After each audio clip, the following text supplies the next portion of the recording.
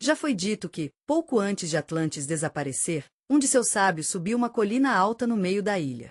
Ele levou consigo uma tigela de água de uma primavera sagrada e um pedaço de orixalcum, um metal raro que parecia o sol. Ele sabia que o fim estava próximo, mas em pé em silêncio, ele disse: "Deixe a terra desaparecer." Desde então, todo mundo que procura verdade sobre o reino afundado parece ouvir os ecos de suas palavras nas ondas, no pó de pergaminhos antigos e em seus próprios sonhos. Saudações, meus queridos amigos. Bem-vindo à nossa aconchegante palestra na hora de dormir aqui neste espaço tranquilo, onde a realidade é um pouco borrada, onde a mente pode relaxar e onde a imaginação pode espalhar suas asas. Vamos explorar hoje um dos mistérios mais fascinantes da história humana. Hoje, vamos falar sobre Atlantis, aquela ilha misteriosa que Platão disse que afundou no abismo do mar durante a noite. Mas o Atlantis realmente existia? Vamos mergulhar em como essa sociedade foi organizada, o que eles acreditavam, como governaram, sua estrutura social e até como se expandiram. Vamos rastrear o caminho dessa ideia, começando dos diálogos filosóficos de Platão e passando para as hipóteses arqueológicas de. Nesta conversa amigável, vamos dar uma olhada no século XX e falar sobre Atlantis. O nome Atlantis não parece desafiar o senso comum, não é? Se, depois de ouvir essa palestra, você ainda não tem certeza de que o Atlantis realmente existisse, tudo bem. Você pelo menos sentirá que ouviu uma hipótese que merece sua atenção. Esta palestra não é apenas uma história para dormir. Vamos dar uma olhada na economia de. Nesta discussão amigável, vamos dar uma olhada na Atlantis e nas incríveis versões mitológicas e arqueológicas por aí.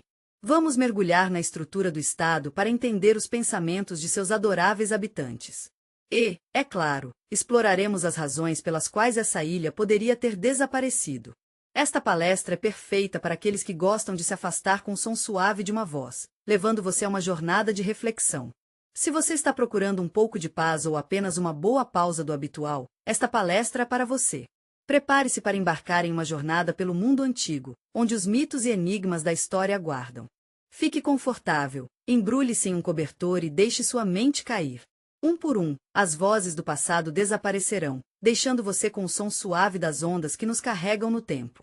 Vamos começar no começo, quando a filosofia era apenas uma muda, e seremos transportados para uma época em que as ideias tomassem forma. Todos nós aprendemos a andar conversando e compartilhando histórias um com o outro. Desde os tempos antigos, a sabedoria foi passada através de conversas e histórias de uma geração para a seguinte. No coração desta história está o grande filósofo, Platão. Mas por que os sacerdotes egípcios compartilharam essa lenda com os gregos? Vamos mergulhar e explorar o primeiro capítulo da conta de Platão.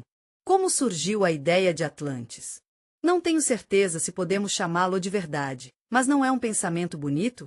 No coração de toda grande lenda, há uma fonte primária. E se Atlantis é um mito, a pessoa que primeiro tirou da névoa da tradição para a luz clara da palavra não era apenas um filósofo e um discípulo de Sócrates. Ele também era um homem que lançou os fundamentos do pensamento europeu. Platão, o cronista, foi quem deu o mito de sua forma, data e lugar. Ele foi o primeiro a contar ao mundo sobre Atlantis, então temos que agradecer por isso. Se você estiver interessado na história de Atlantis, poderá encontrá-la em 2 de seus diálogos, Timeu e Critias. Para entender os textos, você precisa saber que Platão escreveu na forma de conversas filosóficas, com personagens que eram pessoas reais e ficcionais. Vamos falar sobre a estrutura do mundo, natureza humana, verdade e falsidade. Os diálogos de Platão são como um teatro de ideias em que todos estão vestidos de pensamentos. Em um desses diálogos, ouvimos uma história incrível. Sócrates, Critias, Timeu e Hermo estão lá. Eles estão conversando sobre, mas então Critias diz que sabe não apenas o modelo fictício. Ele tem essa história realmente interessante sobre um ótimo povo que viveu há muito tempo. Eles tentaram conquistar o mundo, mas os bravos atenienses os pararam. Então, eles simplesmente desapareceram no mar. Critias diz que aprendeu essa história com seu GRA. Natfater e seu avô ouviram isso do próprio Salã. Os 7 sábios da Grécia Antiga eram um grupo de sábios da Grécia que eram conhecidos por seu conhecimento e insight. Um desses sábios, Salã, era particularmente importante. Ele era lei, mas também viajou para o Egito. Lá, ele falou com os padres do templo da deusa Neit na cidade de Sais. Os padres, que estavam encarregados dos registros mais antigos, disseram a ele algo incomum. Eles disseram: ó, gregos, vocês são filhos de nós. Os padres também contaram a Salã sobre uma grande ilha que estava além dos pilares de Héracles. O Mediterrâneo está no Oceano Atlântico. A ilha de Atlantes era o lar de um povo forte e inteligente. Eles cantaram belas canções para os deuses. Os Atlantes construíram um grande estado marítimo e governaram muitos outros povos, até a Líbia e Terene. Eles vieram para a Europa e a Ásia com a guerra, mas Atenas foi o único que os parou. Quem foi que se levantou contra eles sem medo? Não demorou muito tempo para que os deuses, chateados com o orgulho dos Atlantes, enviassem desastres em um terrível dia e noite. A ilha caiu no abismo, desaparecendo no mar. O oceano em seu lugar tornou-se intransitável, cheio de sabão e lama. Platão até indica a data exata de tudo isso aconteceu, 9.000 anos antes, embora isso seja aproximadamente 0 BC. Isso remonta muito antes de qualquer civilização conhecida. A data está no ar, pelo menos de acordo com cientistas modernos, mas nos dá uma noção do escopo e da seriedade da história. Esta não é apenas uma história inventada. Esta parábola tem todas as armadilhas da Atlantis: geografia, política, religião, tragédia, arquitetura, navios, paredes, palácios. Tem um começo e um fim, mas como podemos entender essa história, que está conosco há tantos séculos? Os cientistas têm conversado sobre se Platão assumiu a história da Atlantis como a verdadeira história ou se era mais como uma história destinada a nos ensinar uma lição. Algumas pessoas acham que Platão estava divertindo por se orgulhar demais, enquanto outras acreditam que ele estava tentando se lembrar de um desastre real e antigo. Lewis Spence, o autor de nosso livro, acha que Platão levou a história a sério. Ele aponta para a forma como a história atrai fontes egípcias. Este não é um dispositivo literário, é um sinal de respeito por uma tradição mais antiga. Os gregos viram o Egito como uma terra de sábios e arquivos, e se os padres egípcios falassem de um continente afundado, eles não estavam apenas inventando as coisas. Platão descreve Atlantis não como algo que desapareceria, mas ele fala sobre o tamanho exato da ilha, seus canais de anel, o altar de Poseidon, sindicatos e leis. Ele parece transmitir não uma fantasia, mas um relatório. Esta é uma história na qual cada palavra pode ser confiável. Eu amo como cada imagem é tão vívida. Não há vestígios de ironia em seu diálogo. É tão emocionante e sério, e é cheio de confiança. O estilo de Platão é artístico e, às vezes, é até sublime. Mas isso não é um sinal de ficção. É uma maneira de se comunicar com os leitores de seu tempo. Ele cria uma narrativa mito-histórica para transmitir a verdade através da beleza. Desse ponto de vista, a Atlantis é muito alta e houve uma mudança. Mas, ao mesmo tempo, é também um traço do passado, um fragmento de conhecimento que Platão tentou começar essa jornada de volta à humanidade, onde começa o caminho da Atlantis. Começaremos com as palavras de um sacerdote egípcio e depois passaremos para as palavras de um filósofo chamado Critim Salona e, finalmente, mergulharemos em um texto filosófico. Aqui, veremos como a tradição se torna uma história, e essa história se torna um convite para explorarmos a vida dos outros. Se eles também ouviram o eco do mundo afundado, esse eco não era apenas uma coincidência. No capítulo seguinte, olharemos juntos para os escritos de historiadores e geógrafos que vieram atrás de Platão. Eram pessoas que acreditavam em Atlantis, que tentaram encontrar traços e como eles, com o tempo, sua visão do mundo mudou. O mundo desaparecido foi o primeiro a contar ao mundo sobre Atlantis, e suas palavras ressoaram em escolas filosóficas, casas acadêmicas e templos, onde a lenda antiga era cuidadosamente preservada. Mas esse eco não diminuiu. Continuou a ressoar por séculos, encontrando seu caminho nas mentes de historiadores, geógrafos e poetas. A questão da civilização afundada não foi fechada em um diálogo, tornou-se um tópico de discussão para muitos pensadores. Depois de Platão, alguns repetiram sua história quase literalmente. Mito e crença em Turtwine. Algumas pessoas procuravam evidências ou significados ocultos na lenda, enquanto outros apenas gostaram da história. Mas uma coisa é certa, a história da Atlantis não foi apagada de nossas memórias. Ele vem do Sakypod, um historiador grego de cerca de 200 AC. Seu trabalho mais famoso é uma biblioteca da história, onde ele tentou coletar toda a história da humanidade, desde o começo até agora. Ele não fala diretamente sobre Atlantis, mas fala sobre as pessoas que moravam lá fora naquele momento. Essas pessoas viviam no lado ocidental do mundo. As Ilhas Amir, segundo ele, teriam desenvolvido uma habilidade em discernir se isso é uma coincidência ou uma tentativa cautelosa de falar sobre Atlantis sem discutir com os críticos de Platão. Diodoro escreveu que existem inúmeras ilhas no Oceano Atlântico, ricas em flora e fauna, e que, nos tempos antigos, eles carregavam bens e histórias incomuns com eles. Tais frases parecem um reflexo fraco da descrição vívida que Platão dá, mas existem. Portanto, a história não está morta, juntamente com o autor, Pomponimela, um romano. Geógrafo do século DC, seu trabalho Defoe é uma das grandes obras geográficas do mundo latino. Ele se vira para o tópico com um entusiasmo emocionante, criando um mapa no qual aponta a existência de terras desconhecidas além dos mares conhecidos. Entre as manchas brancas e algumas ilhas ocidentais inexploradas, suas descrições são tumultuadas, mas sua própria existência se encaixa no contexto da Atlantis de Platão. Pompone não se refere diretamente a Platão, mas é um reflexo da visão de mundo da época. Se o mundo é grande e a Atlantis desconhecida tem o direito, também a visão de mundo. Ele fala sobre o Oceano Atlântico como se fosse um lugar mágico, cheio de segredos e quebra-cabeças. Ele diz que é um lugar onde as pessoas estranhas vivem, onde as ilhas vão e vêm, e onde até os deuses costumavam sair com pessoas comuns. Essa ideia do Atlântico é uma mistura legal de ciência e filosofia, como uma curiosidade geográfica que é quase como fé. Vamos dar uma olhada em Strabon, um geógrafo grego super talentoso que viveu de 600 AC a 300 DC. Seu trabalho, Geografia, é como uma daquelas grandes enciclopédias que todo mundo ama, e é uma grande influência em muitos campos. Ele é um especialista no mundo antigo, mas não é de tirar conclusões. Ele está curioso sobre a ideia de terras que podem estar debaixo d'água e pensa em como a crosta da Terra se move e como terremotos e inundações podem mudar a aparência da Terra. Strabo acredita que é importante pensar em dados históricos e chegar a conclusões com base no que sabemos ao longo do tempo. Ele não é de negar mitos, mas ele quer entendê-los no contexto do que podemos provar. Entre essas vozes pensativas, também existem alguns verdadeiramente deliciosos nas obras de autores antigos. São mencionadas as Amazonas, Górgonos e outros povos fascinantes, vivendo no final do mundo em um país chamado Mer. Essas lendas estão lindamente entrelaçadas no padrão geral da mitologia, onde Atlantis é apenas um dos fragmentos mais brilhantes. O país de Merina, segundo descrições, estava localizado a oeste, onde o sol fica abaixo do horizonte.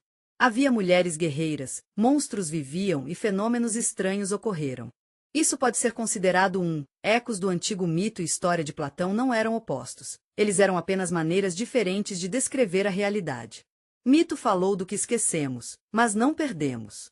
A história falou sobre o que escrevemos, mas nem sempre entendemos. Atlantis existia na interseção desses dois caminhos. Nem todos os pensadores acreditavam em sua existência, mas a ideia de Platão de Atlantis viveu, inspirando, causando controvérsia e agora nos dando uma nova pergunta para refletir. Se já ouvimos Platão e seu sucessor dizer a visão moderna, o que podemos mergulhar no mundo fascinante das comparações de Alice na genética da cultura da paisagem no próximo capítulo. Vamos abrir gentilmente as portas para uma abordagem científica e dar uma olhada no limiar da tradição. Faremos o possível para entender como você pode se aproximar da verdade e se há uma chance de o Atlantis ser uma realidade que quase perdemos, mas ainda podemos aprender. Como se costuma dizer, o tempo é o melhor destruidor, funciona apenas em Queno. Se a Atlantis realmente existia, aguardando evidências não diretas de tudo pelo contrário, se essa lenda tem. É incrível que tenha duração através do séculos e chegou para nós. Teremos que procurar outros tipos de evidência, mas tudo bem. Exploraremos diferentes culturas, formas de estudo, sons, símbolos e muito mais. Não estamos procurando a própria Atlantis, mas o impacto que poderia ter tido na história.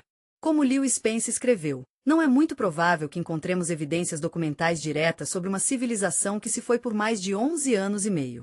Neste capítulo, vamos dar uma olhada no que exatamente é a primeira coisa. Isso me faz pensar em arqueologia.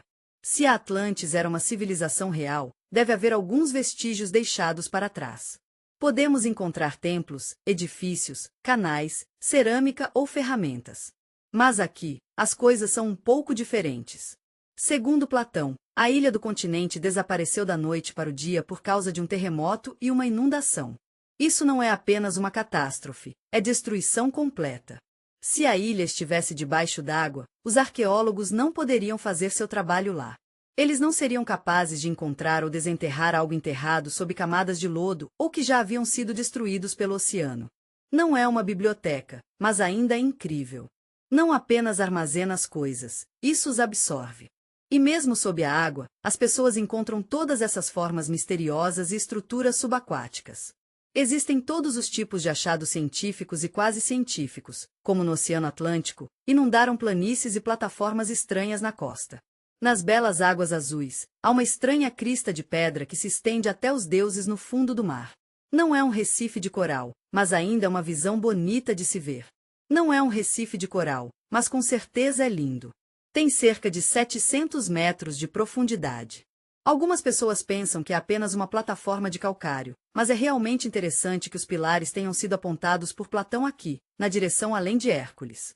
Eles acham que são cerca de 2 anos e é muito mais jovem que o suposto Atlantes.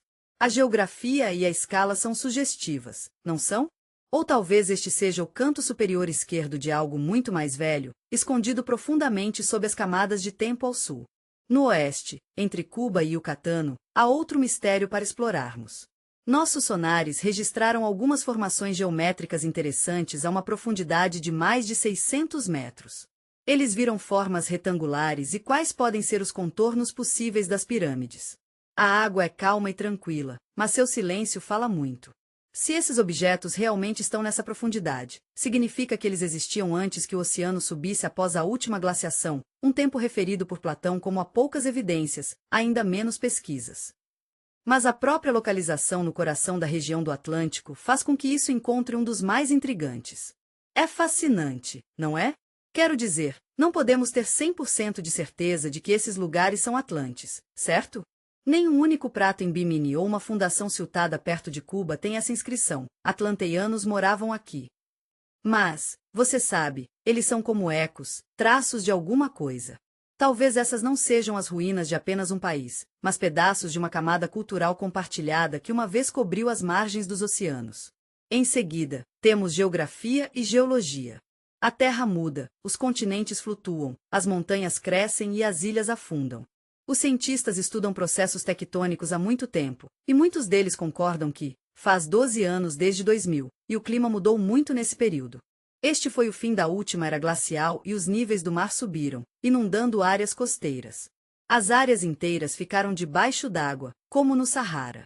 A Green era o Canal da Mancha, e as margens do Japão eram terras. Lá, eles descobriram terraços subaquáticos.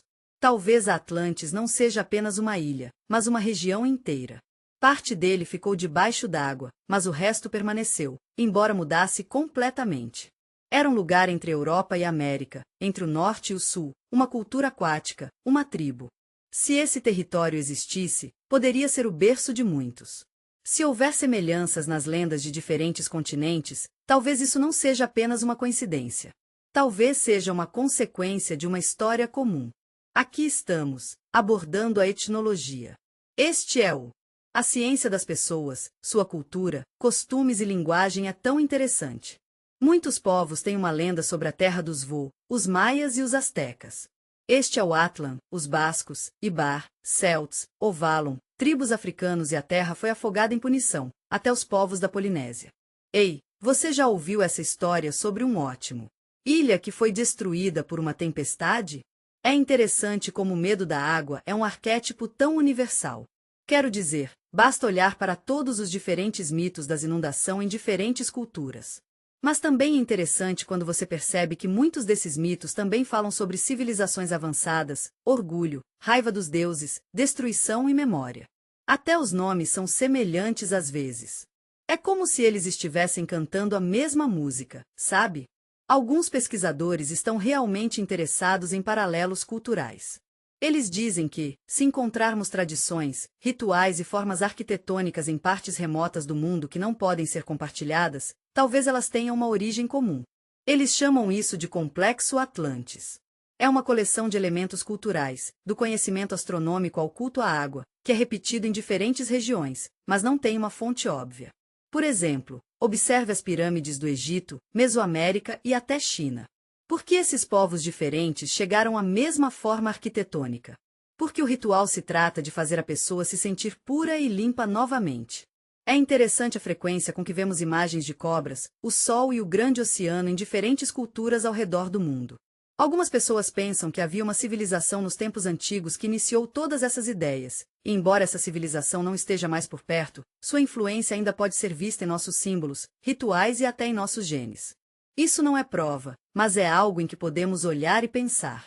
Se há muitas evidências que se alinham e fazem sentido, por que não pensar seriamente? É assim que devemos abordar esta pesquisa. Esta é uma ponte entre ciência e mito. Não é uma rejeição da lógica, mas também não é fé cega. O mito pode ser uma história que sobreviveu à própria história. A palavra pode ser uma testemunha se não houvesse escrita.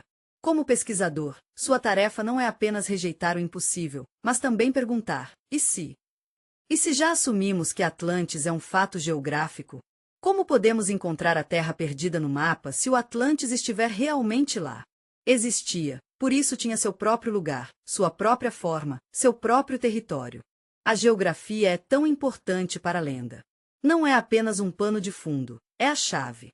Toda palavra de Platão, toda menção de mapas antigos, toda hipótese sobre o continente afundado começa com uma pergunta: onde estava Atlantis? Platão disse que Atlantis estava além dos pilares de Hércules. Para os gregos antigos, isso significava o fim do mundo conhecido. O Estreito de Gibraltar, o portão que separava o mar Mediterrâneo e o Atlântico, iniciou um mundo desconhecido cheio de neblina e perigo. E é lá que ele, é difícil de acreditar, mas há uma ilha enorme por aí, maior que a Líbia e a Ásia combinadas. É um lugar onde a natureza faz o seu melhor e, em um piscar de olhos, tudo desaparece. Portanto, a versão mais lógica é a primeira, é que a localização da Atlantis está no Oceano Atlântico, como mostrado em mapas antigos do mar até o século X. Existem formas estranhas, ilhas que são apenas imaginárias e contornos que estão lá. Uma das coisas mais interessantes é o meio do Atlântico, um gigante sistema montanhoso subaquático que vai da Islândia ao Atlântico Sul. Algumas partes da cordilheira são pouco visíveis e se destacam. Ei, você já ouviu falar sobre os Açores? É um grupo-ilha no meio do Oceano Atlântico. Bem, acontece que essa área é realmente interessante para os cientistas, porque pode haver um enorme pedaço de terra que agora está sob a água. Eles estão dizendo que talvez Atlantis fosse realmente parte dos Açores, bem no meio do Atlântico. Você pode imaginar? Hoje, os Açores são apenas o topo de algumas montanhas, mas e se costumavam ser o centro de um grande grupo de ilhas ou mesmo de um continente inteiro? É fascinante pensar que uma das áreas mais secas do mundo pode estar ligada a uma lenda marinha. Nos tempos antigos, na terra que agora é a Mauritânia, há uma formação geológica realmente única. É chamado de Rechat ou Eye of the Sahara e parece anéis concêntricos gigantes de cima. Eles quase perfeitamente combinam com a descrição da cidade perdida de Atlantis, cercada por canais circulares e cursos de água. Hoje, a região é... Alguns estudos mostram que, nos tempos antigos, também havia um clima úmido, água que deixou e talvez toda uma história com ela. Há também teorias que ligam o Atlantis à costa da Espanha e Portugal, das Ilhas Canárias, do Caribe, e até as regiões do sul da Groenlândia. Todos esses lugares têm em comum que estão dentro ou perto da zona do Atlântico. A atividade tectônica ainda não é totalmente investigada, mas alguns arqueólogos estão trabalhando para aprender mais. Você já pensou em onde pode encontrar evidências de uma civilização perdida? Muitas pessoas acreditam que esses sinais são encontrados em lugares onde as placas continentais colidem, onde a Terra pode subitamente subir ou afundar no fundo. Mas, você sabe, se a geografia é como mapa, os mapas também podem ser uma maneira de lembrar as coisas. Na verdade, há algumas evidências que são um pouco complicadas de explicar. Por exemplo, há um mapa do ano na América do Sul, África e Antártica. Agora, este mapa mostra o contorno da Terra sob o gelo. O gelo apareceu há muito tempo, como sabemos. Tenho certeza de que o autor do mapa estava tão confuso quanto nós quando eles descobriram a forma do continente pela primeira vez. Não foi até o século XX que começamos a usar satélites e ecolocalização para descobrir. Não há respostas para esse mistério, mas é ótimo saber que o mapa existe. Há também um mapa de 1531 por Arantes que mostra as terras no Atlântico Sul, que não está nos mapas modernos. Nos globos antigos, existem designações de Tília e Antis-ilhas que desapareceram desde então. Você pode se surpreender ao saber que este lugar nunca foi descoberto antes. É fácil ver por que um cartógrafo pode ter imaginado. Os erros e reinterpretações da informação são tão intrigantes. É fascinante com que frequência essas fantasias coincidem com o mesmo ponto no mapa. Você pode até encontrar referências a ele nas crônicas dos viajantes. Existem tantos textos sobre a Terra além do mar. Você já se perguntou de onde veio o primeiro conhecimento sobre a Ilha do Sol que desapareceu debaixo da água? Ou sobre os habitantes que navegaram nos mares? Eles simplesmente acabaram e desapareceram, o que é realmente muito ruim. Temos esses traços espalhados e fracos, mas se você os colocar no mapa, terá uma direção. E é isso que vamos estudar no próximo capítulo. Vamos prestar atenção à descrição da própria Atlantis, sua estrutura, canais de anel, agricultura, palácios e templos. Afinal, se a ilha realmente existisse, sua geografia não era apenas um ponto no mapa, mas o mundo inteiro. Toda civilização começa com uma pessoa, e é isso que nos torna humanos. O povo de Atlantis era uma comunidade especial. Eles construíram paredes para honrar e adorar seus deuses durante guerras e alianças. Mas quem eram essas pessoas? Como eles eram? Que costumes eles tinham? Eles tinham uma linguagem ou cultura que ainda podemos encontrar traços de hoje. Em sua história, Platão nos dá um pouco de informação sobre a corrida atlante. Eles eram descendentes de Poseidon e uma mulher mortal. Primeiro, havia a capital. Quando Poseidon dividiu a ilha entre seus filhos e a dinastia dominante, de acordo com Platão, ele preservou o princípio divino. Mas com o tempo, essa parte divina deles começou a enfraquecer, dando lugar à natureza humana. Eles se tornaram gananciosos, orgulhosos, ambiciosos. Como disse o filósofo, os deuses decidiram puni-lo. No entanto, se eles fossem além da estrutura da lei, os pesquisadores que estudaram mitos, folclore e dados arqueológicos sugerem que os atlantes poderiam representar uma raça especial, não apenas no sentido de pessoas unidas por sua herança cultural única e conhecimento compartilhado. Eles também podem ser caracterizados por um certo nível de organização, visão de mundo e características físicas, como alto crescimento, pele clara ou cabelo que pode ser descrito como a cor de cobre ou ouro. Alguns até têm uma forma incomum do crânio, como visto nas lendas dos povos americanos, especialmente os maias, incas e Hopi. Há também imagens de professores que vieram do leste, altos, barbudos e de pele branca que mais tarde foram associados a Kelkal ou Rocoche. Esses números eram muito diferentes do aparecimento da população indígena e trouxeram com eles que você já se perguntou sobre o Tua de Dona? Eles eram um povo divino que veio do oeste em navios luminosos. Dizia-se que eles possuíam magia e conhecimento entre os bascos. Este é o Ivu, a língua mais antiga da Europa que não está relacionada a nenhum outro. Alguma genética basca também se destaca. Eles têm uma das mais altas porcentagens do grupo PLOP1 do mundo. Este grupo também é predominante na costa oeste da Europa no Atlan. Área de Tique. Linguisticamente, existem algumas convergências estranhas nessas regiões. Por exemplo, na linguagem dos Guanche, a população indígena dos. As belas Ilhas Canárias têm palavras que não têm análogos em Banque ou em idiomas europeus, e essas palavras ainda são preservadas. Os lendários Guanches eram pessoas altas, de pele clara e de olhos azuis que moravam nas ilhas. Segundo estudos recentes, a genética está nos dando cada vez mais pistas sobre as antigas amostras de DNA de territórios que poderiam ter sido parte da zona de influência atlante na Europa Ocidental, no norte da África e nos Canários. Elementos comuns são fixos, eles não podem ser endireitados. Eles podem ser atribuídos a uma raça. Eles dizem que já houve uma troca cultural e possivelmente biológica entre essas regiões, o que é realmente interessante. Então, a corrida atlante é a que me sinto muito conectada. Eles não são apenas uma nação esquecida, eles podem ser seus ancestrais ou parentes. Eles são as pessoas que agora chamamos de povos do Ocidente. Eles são os que entraram na história, as sementes de conhecimento, arquitetura, astronomia, água e adoração ao sol. A linguagem deles desapareceu, mas eles podem ter deixado suas raízes. Seus rostos são apagados, mas eles podem nos olhar de afrescos antigos. Seus corpos afundaram no abismo, mas vamos tentar entender como Atlantis viveu. Temos que considerar tantas coisas. Quem eram as pessoas, como a cidade foi construída, como era governada e o que acreditava. Uma nação é mais do que apenas uma forma, é um mundo em que acredita e em uma casa que constrói. Para entender como foi construído, a cidade, como os canais fluíam e como o templo Dome brilhava, temos que começar no primeiro ponto, onde não o desenho começa, mas o mito. É uma crença comum de que o mito da Atlantis detém a chave do código da nossa civilização.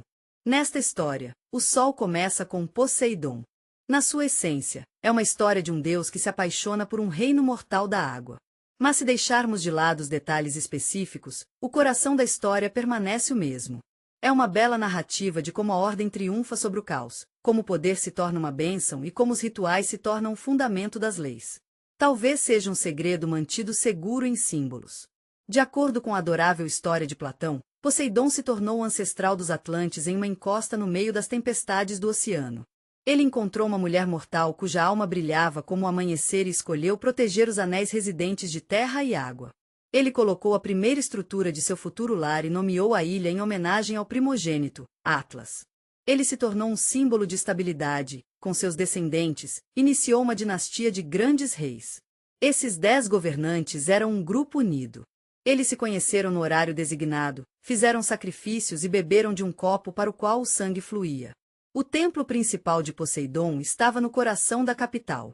Estava revestido com Orixá-Okun, não da guerra ou da captura, mas da união, a união entre o terreno e o divino.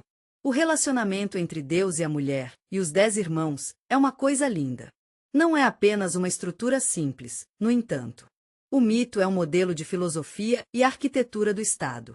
O espírito da Atlântida está incorporado nesta imagem do pai protegendo seus filhos, não discutindo, mas Cnu.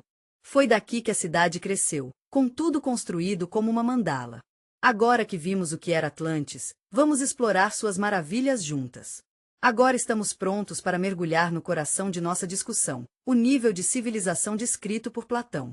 É fascinante imaginar um tempo que, do nosso ponto de vista atual, pode ter se desdobrado de maneira bastante diferente. Eu gostaria de colocar isso por volta de 9600 AC, um período em que, em outras regiões do mundo, as pessoas viviam em cavernas, caçando mamutes e apenas começando a domar animais. Mas, de acordo com as mesmas fontes, a Atlantis surgiu durante esse período. Você sabe, as descrições já tinham canais de anel, estradas poderosas, templos, palácios e produção metalúrgica. Como isso é possível? Bem, é possível por causa de um caminho especial de desenvolvimento que o Atlantis não seguiu. Parece que Atlantis recebeu um impulso de aceleração dos deuses, dos professores estrelas antigos ou das condições naturais especiais que permitiram o desenvolvimento de artesanato e tecnologias muito antes. Seus vizinhos pareciam viver no futuro dentro do passado distante. O nível tecnológico da Atlantis é admirável. Eles construíram estruturas gigantes sem guindaste. E concreto, mas com colunas tão precisas de queda de pedra inscritas nas linhas. Havia templos com acústica perfeita, bem como sistemas de água que regulam a pressão e distribuíram a umidade sobre o solo. Segundo os pesquisadores, as ferramentas incluíam não apenas incisivos, ambos martelos feitos de pedra e cobre, mas também um dispositivo para perfuração, moagem e polimento. Alguns sugeriram que havia uma técnica baseada em som ou vibração como uma maneira de processar as rochas mais difíceis.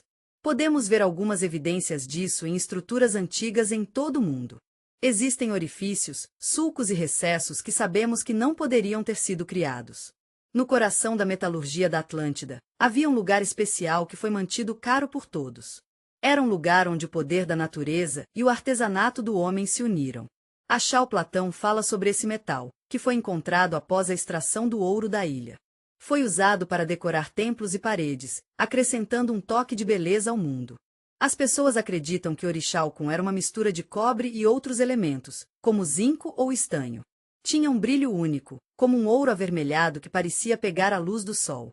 Este metal não era apenas para olhares, também foi usado por sua força e beleza. Um símbolo de poder, um amuleto ressoa com o campo energético de Orixá-Okun. Não é fascinante que os Atlantes pareçam ter conhecimento de processamento de cobre, bronze, vidro natural e até cerâmica com revestimentos especiais? Alguns pesquisadores encontraram paralelos entre os artefatos de Crita e Santorini. Eles encontraram metais finos, elementos técnicos mais ornamentados, como drenos e tubos de barro. Acho tão interessante que essas coincidências tenham sido encontradas. É fascinante como eles são semelhantes. Às vezes, parece que os minoicos podem ter recebido algumas de suas ideias de uma civilização ainda mais antiga. É selvagem como eles são semelhantes ao Egito. Quero dizer, basta olhar para as pirâmides egípcias. Eles são tão precisos, é difícil de acreditar. É quase como se eles fossem construídos por alienígenas de outro planeta. E você não sabia disso. Em ambas as culturas, vemos o culto em Atlantis, água, geometria e astronomia estavam intimamente conectados. Os edifícios foram construídos com as estrelas em mente, e magia e artesanato faziam parte da vida da comunidade. O padre era mais do que apenas um líder de oração. Ele também estudou metais e como controlar a água. Ele cultivou plantas e coletou cristais. Magia não era apenas sobre ciência. Cada ofício tinha sua própria essência sagrada e especial.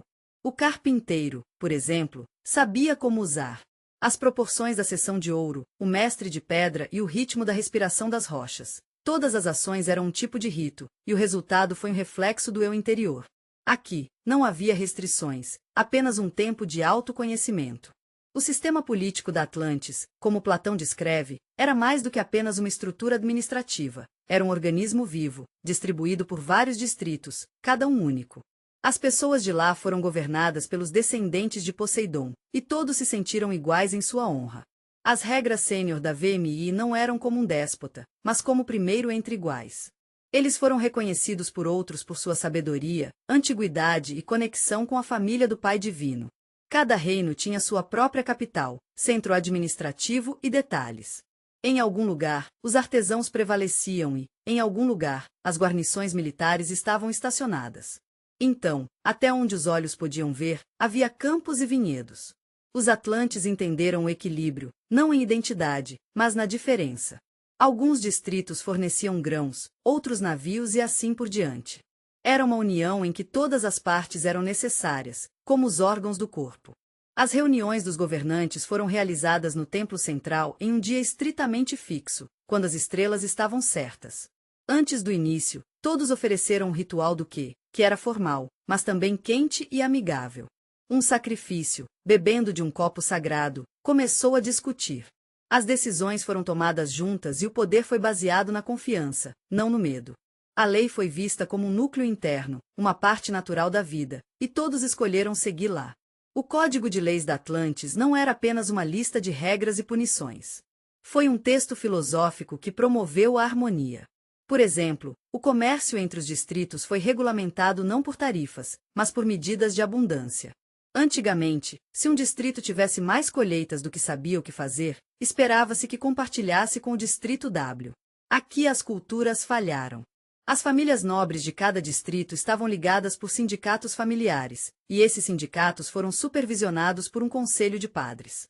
O conselho garantiu que as famílias não fossem muito poderosas e que o equilíbrio das linhagens fosse mantido. Se uma dinastia ficou muito forte, poderia ter sido punida ao ser excluída dos rituais do templo, o que foi considerado uma grande desgraça. Mas essa foi uma medida muito extrema e foi usada apenas em casos muito raros. Imagine ser exilado a uma terra distante longe da movimentada cidade. É um lugar onde você está cortado da agitação da civilização. Foi exatamente o que aconteceu com o povo da Atlantis. Suas vidas, incluindo suas práticas religiosas, foram guiadas por um profundo senso de ordem. Eles reverenciaram Poseidon como sua principal divindade. No entanto, Poseidon não era adorado como um governante irado. Em vez disso, ele foi visto como uma figura paterna protetora. Os templos dedicados a Poseidon não estavam impondo castelos. Em vez disso, eram santuários serenos. Suas paredes não foram construídas para intimidar, mas para acalmar. Eles foram adornados com belas pedras e corais, criando uma atmosfera pacífica e convidativa. Em um ritual bonito e significativo, tigelas de água e sal, fogo e água se uniram aqui em uma dança dos elementos. Os principais feriados coincidiram com os ciclos astronômicos nos equinócios, criando um senso de conexão com o celeste. Durante os ritos de purificação, os atlantes descem para as fontes sagradas, o Kindle dispara nos terraços e trazia ofertas de frutas, flores, peixes, vinhos e coros de meditação de ondas e espirais. Esses coros eram um símbolo do movimento sem fim da vida. Dentro dos templos, havia relíquias, varinhas e vasos de nozes com água os espelhos originais da fonte, onde, de acordo com a adorável lenda, você podia ver o rosto do seu ancestral, era realmente algo especial. Havia também uma linguagem especial de rituais, não verbal, mas gestual e som, flautas finas, conchas remanescentes, ritmos percussivos. Tudo isso não era apenas música, mas uma vibração, ajustando a cidade em uma única ressonância. Cada templo tinha sua própria chave, uma para a paz, outra para a alegria e a terceira para a purificação. Os Atlantes acreditavam que a harmonia dentro de começa com a harmonia da filosofia da governança em Atlantis. Era tudo sobre a bela ideia da natureza dupla do homem, aterrissagem e celestial. Eles o ensinaram desde tenra idade não apenas estratégia, mas também poesia, astronomia, ginástica e meditação. Eles queriam que ele fosse modelo, não apenas uma ordem, mas um exemplo. E você podia ver isso nas ruas da Atlantis, onde de manhã, o silêncio foi quebrado apenas pelo zumbido do mercado. Tarde, o zumbido dos workshops, o toque de martelos, o barulho dos canais, o brilho suave das lâmpadas, as melodias da música e o perfume reconfortante de assar e incenso picante. Na cidade, tudo estava em harmonia com a largura das ruas, a altura dos edifícios e a cor das fachadas. O espaço não era limitado e Atlantis abraçou o ritmo das estrelas à noite, o tato do tempo no espírito de medida. Esse espírito é realmente o que mais importa. A vela era delicada, como uma linda flor em uma brisa suave. Se soltasse, toda a estrutura começou a vibrar. E quando o ritmo sagrado foi interrompido, a queda não começou com uma catástrofe.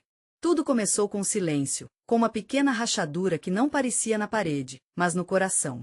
Se uma civilização realmente tem se você pensar sobre isso, quando algo morre, não é apenas destruição. É também uma traição do que a tornou ótima. Atlantis tinha um espírito, um gato e uma parte divina. E Platão não apenas relata que Atlantis pereceu, ele também escreve o porquê. Sua explicação parece menos uma crônica e mais como um diagnóstico moral. O Pote era um grupo especial de pessoas. Eles acreditavam que foram escolhidos para um propósito maior, mas com o tempo começaram a perder o contato com seu lado divino. Eles começaram a esquecer suas raízes e a razão de sua existência. Seus corações ficaram cheios de orgulho, e suas cidades começaram a parecer mais com lojas do que os templos. Janelas, seus rituais ficaram vazios, e Platão diz que eles perderam a medida, o que significava que perderam sua bênção. Então, ele escreve que Zeus, o pai dos deuses, viu isso e chamou uma reunião dos imortais. Ele queria puni-los para que eles pudessem mais uma vez entrar em harmonia com a natureza. Mas o texto é interrompido aqui. Vester. Você se preocupa com o que Zeus diz. Não vimos a punição em si, apenas o resultado. Atlantis desapareceu em uma noite e um dia, engolido por terremotos, tempestades e mar como se a própria terra a rejeitasse. O mito pinta a morte de Atlantis como um ato de julgamento celestial do conselho dos deuses. A ira dos elementos é uma metáfora para a punição, e o dilúvio é um símbolo desse castigo. Um terremoto é uma metáfora para uma fenda interna. Quando o fogo e a água se reúnem, eles purificam. Isso não é apenas destruição, é uma reinicialização. Foi o que aconteceu no dilúvio bíblico, nos ciclos indianos e nos mitos dos povos do norte. O mundo deve passar por isso.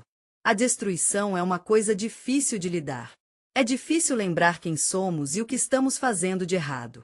As primeiras gerações de reis tentaram manter a ordem e seguir a lei do sol, mas com o tempo, o sol se tornou mais um poder externo e menos um servo.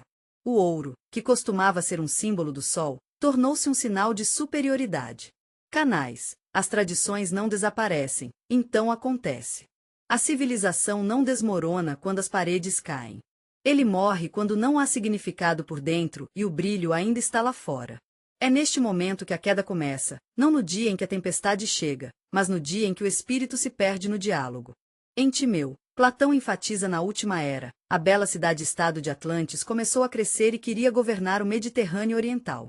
Um dos lugares que queria governar era a grande cidade-estado da antiga Atenas. Sabemos que Atenas era a imagem ideal de uma sociedade virtuosa, onde as pessoas eram moderadas, honradas e respeitavam a lei. O povo de Atenas derrotou Atlantis, não por números ou força. Mas, minha querida, por justiça, isso não é apenas uma trama, é uma alegoria. O espírito conquista, o que significa que o significado conquista a aparência. Existem outras explicações também. Historiadores e geólogos têm hipóteses que podem explicar a morte da Atlântida de maneira natural: terremotos, atividade vulcânica e aumento dos níveis do oceano após o derretimento. As geleiras de Santorini são um exemplo interessante. O vulcão ali destruiu a cultura Nois, e a água inundou a costa. As cidades desapareceram, mas a memória permaneceu e foi transformada em uma lenda. Outros apontam para achados arqueológicos, platos inundados, estruturas geométricas no fundo do Mar do Caribe e formações incomuns em Bimini. Estes são fragmentos, não evidências, mas sugerem. O mundo mantém vestígios de Enoda. Às vezes, esses traços são profundos, mas você pode vê-los apenas quando sabe como se parecer. Você tem que olhar com sua atenção, não com os olhos. Talvez o mais importante, mesmo essas versões não contradizem. Platão, meu amigo, eles não excluem o mito. Eles simplesmente acrescentam fisicalidade a isso. Mito não é uma mentira. É uma linguagem em que a verdade fala com a eternidade. É como um espelho de cultura. A morte de Atlantis não é sobre o passado. É sobre nós. Atlantis foi destruído, não pelo mar, não pelo vulcão, não por nada assim. O exército inimigo é como uma nuvem negra que engoliu todo o significado. É como uma violação da medida, uma traição ao código e uma perda de conexão com o que torna a civilização tão especial, não como lugar, mas como uma ideia. É por isso que a morte da Atlantis é tão importante. Não é apenas uma história para uma sociedade, uma cidade ou uma pessoa.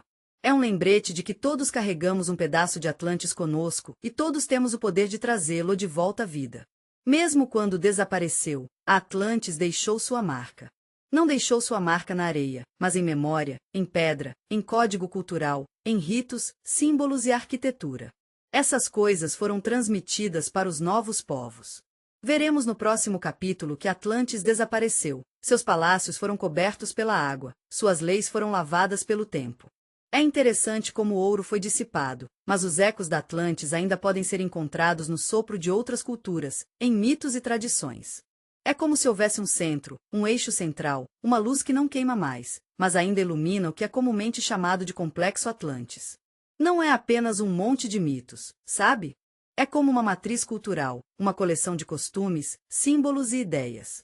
É uma visão de mundo que não foi diretamente preservada, mas é dividida em faíscas e entrelaçada com os tecidos de outras civilizações. E, você sabe, uma forma tão complexa de uma forma semelhante não é encontrada em qualquer outro lugar, exceto nos espaços que abrangem a Europa Ocidental, o norte da África e a América. De Platão, o caminho da consciência começa sobre as cidades do Anel de Oriara, as crianças de Poseidon, os reis do poder dividido e o Império Aliado. Esses não são apenas experimentos filosóficos. Também vemos ecos dessas imagens em outros povos. Nos mitos do Caribe sobre pessoas do mar que vieram do leste, vemos o conhecimento de estrelas e fogo. Na África Ocidental, vemos ideias precisas sobre Sírios e a ciclicidade do tempo. Na América Central e do Sul, vemos a memória dos deuses de barba branca que vieram do oceano e deram pedra para escrever. Cidades e arquitetura desapareceram, mas o simbolismo da água e do sol em rituais, os ritos de purificação e a adoração dos elementos permaneceu. Essa era uma maneira de honrar os ancestrais, e era uma maneira de as pessoas se conectarem. De bascos a maias, de egípcios a celtas, isso é algo que eles tinham em comum. É um mapa, um traço complexo que não foi inventado. Isso mostra que havia algo em comum que antes vivia nas margens do Atlântico. Crie habilmente cidades, honre o cosmos e fale com a Terra, transmitindo memória não com letras, mas com significado. Talvez a Atlantis tivesse colônias, não bases militares, mas pontos de influência, centros de distribuição e ideias. Imagine lugares onde você ainda pode encontrar vestígios desses princípios, de Penel a Jamaica, do Saara à Amazônia. Você pode encontrá-los em lendas, em linhas de alívio e em palavras incompreensíveis. A arqueologia é silenciosa, mas às vezes um pouco. A história do Great Sea People é um dos mitos mais duradouros do mundo. Ele não tem apenas uma fonte, mas continua se repetindo como um eco, como um zoom. Não importa de onde vem, seja o Egito, o Peru antigo ou a Islândia, o importante é que está vivo. Estamos em uma longa jornada e, nesta palestra, estamos tentando responder algumas das perguntas mais importantes. ¿Atlantis realmente existía? O que exatamente Platão disse sobre isso e por quê? Como aconteceu? Ainda estamos tentando descobrir se esse misterioso estado da ilha foi planejado ou se ele apareceu do nada. Isso deixou alguma pista para trás? Nós mergulhamos no mito e o comparamos à história real. Vimos como Atlantis foi influenciada pela fantasia e pela memória cultural. É incrível o quão avançado essa civilização foi. Eles tinham uma estrutura clara, uma maneira única de pensar sobre poder e arquitetura, tecnologia e cultura impressionantes. E a ideia principal foi Smith e traços. Percebemos que o Atlantis não é apenas uma ilha, é um símbolo. Esta história é como um exemplo brilhante do que podemos alcançar quando nos reunimos. É sobre como algo incrível pode ser perdido, não por causa de uma força externa, mas porque perdemos de vista o que nos torna fortes. Isso nos lembra que nossa civilização é construída em muito mais do que ouro ou paredes. É construído sobre paz, lei e espírito. E mesmo que Atlantis não tenha desaparecido, sua memória ainda está viva em nossos mitos, nossa cultura, nossos símbolos e as lendas daqueles que nunca ouviram falar de Platão. É um lembrete de nosso desejo de conectar a terra e o céu e procurar por harmonia, meus queridos amigos. Deixe Atlantis não afundar novamente em nossos sonhos. Deixe que surja não como uma ilha, mas como um marco interno, um lembrete de que a grandeza começa com nomes simples, com medidas, com fidelidade para si mesmo. Agora, encerre calorosamente, feche os olhos e pegue a estrada. Deixe esta noite que você sonhe em tocar canais e templos brilhantes, a fragrância da Atlantis, o dom chamando das profundezas. Boa noite, meus queridos amigos. Vejo você novamente em nossa palestra.